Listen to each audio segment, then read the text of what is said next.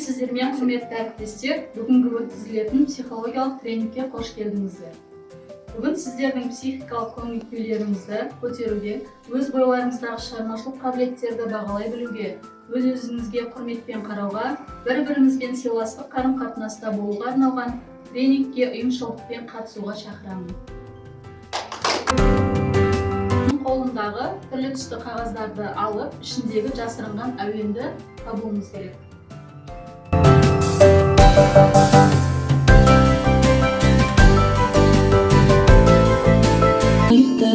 Кіршексіз көңілі кірлесе айыпты, ол да бір аманат жайғама қайықты, әр әйел бақытты болуға лайықты.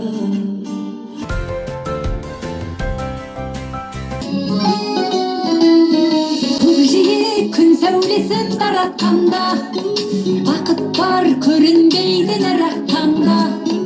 Біз ұйықтап кеткен жоқпыз мәңгілікке, оятқан сансыз алғыс жаратқанға.